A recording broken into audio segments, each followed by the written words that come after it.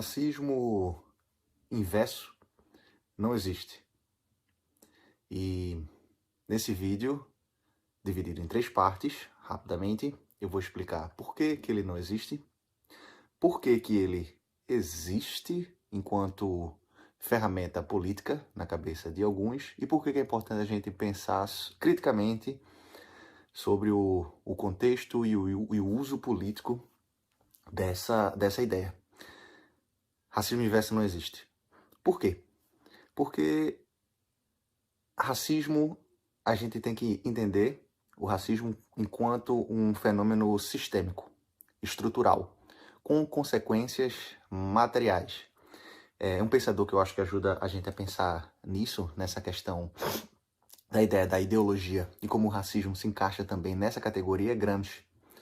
E ele mostra, vamos dizer assim, que o racismo, enquanto uma ideologia, que é o conceito que ele trabalha, é um fenômeno, vamos dizer assim, que tem um lugar, uma origem discursiva, o opressor, e tem também, vamos dizer assim, o outro lado, o oprimido.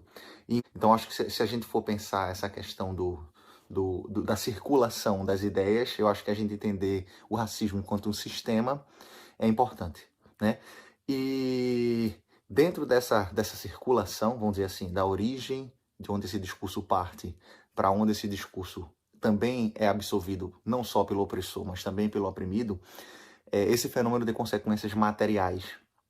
E isso a gente vê nos dados, por exemplo, quando a gente analisa diferentes contextos, onde a gente vai encontrar racismo no Brasil, nos Estados Unidos, na África do Sul, na Ásia, vários outros lugares diferentes, com diferentes, onde diferentes fenótipos, vamos dizer assim, sofrem com esse fenômeno e existem consequências materiais.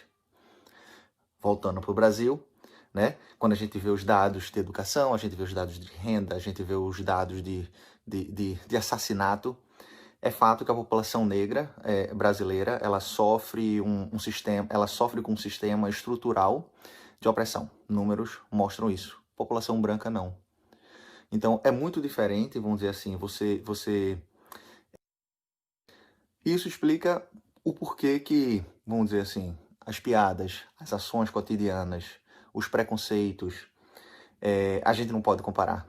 Né? Quando você vê alguma pessoa branca na televisão reclamando que está sofrendo racismo reverso, inverso, não existe. Porque não existe um sistema, uma estrutura que o oprime ao nível material, ao nível simbólico, comparado à população negra brasileira, onde os números mostram de maneira objetiva que o racismo tem um impacto a nível material. Ao nível material que é inegável, vamos dizer assim, ao nível social e material. Então é muito diferente. Não existe ações como é que se diz?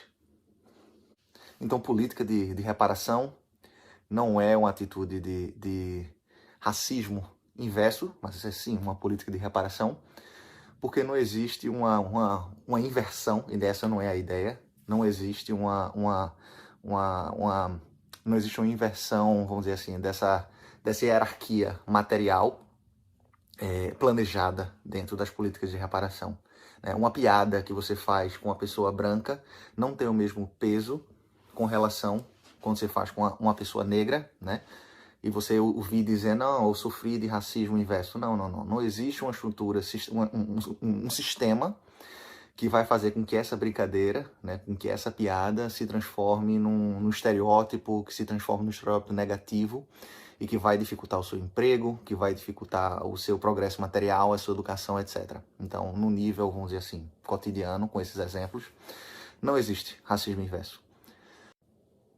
Mas a questão é, por que que existem pessoas que acreditam nessa ideia de racismo reverso, o racismo inverso? Eu acho que essa é uma questão importante também para a gente pensar. E não são poucas. Né? Existem vários exemplos onde isso se coloca. Nos Estados Unidos, quando surgiram as políticas de reparação, essa ideia surgiu com força. Né? Vários processos foram movidos e essa palavra, essa ideia, esse conceito estava lá. Alguns meses atrás, no Brasil, Agora a gente está em novembro de 2020, alguns meses atrás, uma grande rede de lojas resolveu abrir uma chamada para trainees, pagos com possibilidade de entrar nos cargos executivos da empresa. E essa chamada para treinamento era só para pessoas negras. Isso também levou a uma enxurrada de pessoas comuns, vamos dizer assim, advogados e outras pessoas, a moverem processos, perderem o seu tempo, vamos dizer assim, e moverem processos no Ministério Público para que isso não pudesse existir. Porque segundo a Constituição, não pode ser discriminado, assim, assim, assado, e estava usando essa ideia de racismo reverso. Eu acho que para a gente pensar nisso, é interessante a gente pensar outras, vamos dizer assim, outras ideologias, além do racismo, onde ideias semelhantes também se colocam, né? Vamos pegar um exemplo, por exemplo, do feminismo. O que a gente escuta muitas vezes de alguns homens que são contra o feminismo é dizer que isso é um machismo reverso, isso é um sexismo reverso, porque essas mulheres querem oprimir o homem. No nível internacional macro, a gente vê que muitas críticas fundamentadas, quando são colocadas ao Estado de Israel, a gente ouve de sionistas dizendo que isso é antissemita. E eu diria que o mesmo também pode ser pensado em relação a essa ideia do racismo reverso. Eu acho que isso é uma resposta, é um ricochete, vamos dizer assim, de políticas e pensamentos progressistas que têm em si, no seu cerne, uma ideia de diminuir, vamos dizer assim, as desigualdades estruturais ao nível, vamos dizer assim, do gênero, ao nível, no caso do racismo, das questões raciais. E essas ideias, né, do racismo reverso, do sexismo reverso, é um ricochete que a gente ouve, vamos dizer assim, desses grupos que estruturalmente estão no topo e querem se manter no topo. E eu acho que esse ricochete, muitas vezes, ele é inconsciente, outras vezes não, né? Mas muitas vezes é uma resposta inconsciente desses grupos que se sentem ameaçados, vamos dizer assim, de serem do seu topo, da sua montanha, ser diminuída um pouquinho, e aquele ouro, aquela riqueza, aquela, vamos dizer assim, aquela desigualdade ser diminuída, e essas ideias são colocadas no bar, na rua e nos processos, no Ministério Público, para que esse tipo de ação de reparação não aconteça, né? Então eu acho que muitas vezes, pensando novamente, vamos dizer assim, nessas outras ideologias que eu coloquei, que tão importante para a gente entender o racismo no Brasil e o impacto disso ao nível material, social, espiritual, o que é que seja, tão importante quanto entender a negritude, é também importante a gente entender a política da branquitude. E entender isso também dentro de um caráter, vamos dizer assim, pensando interseccionalmente, de classe. Para a gente entender como esses ricochetes aparecem de diferentes maneiras dentro, vamos dizer assim, desse espectro da branquitude. Hannah Arendt, depois da Segunda Guerra Mundial e o Holocausto, ela era uma filósofa judia, ela se propôs a entender não só o impacto, vamos dizer assim, dessas políticas do Holocausto na população judia, em todas essas camadas que a gente está falando também no racismo, no caso brasileiro, mas entender a cabeça do nazista.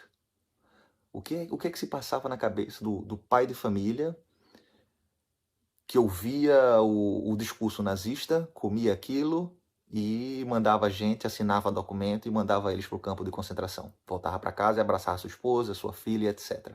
Banalidade do mal, né, que ela escreve sobre. Tanto quanto Hannah Arendt, e eu diria de uma maneira muito mais eficiente, a Escola de Frankfurt também se propôs a entender a mentalidade autoritária, o nazismo, o fascismo e como as pessoas, vamos dizer assim, no nível psicanalítico, absorviam esse discurso, né? Então eu acho que, por isso que nesse vídeo eu estou querendo que a gente pense não só que racismo reverso não existe, mas propor também a gente entender por que na cabeça de algumas pessoas isso existe. Quais são os usos políticos e a importância política que esse tipo de ideia tem no campo hoje de debates, né? De debate político. com consequências materiais, vamos dizer assim, de quem vai manter seu privilégio, de quem não vai manter seu privilégio, e onde é que isso vai parar. Então é isso. Eu acho que eu falei das 3 coisas que eu tinha para falar. Por que não existe?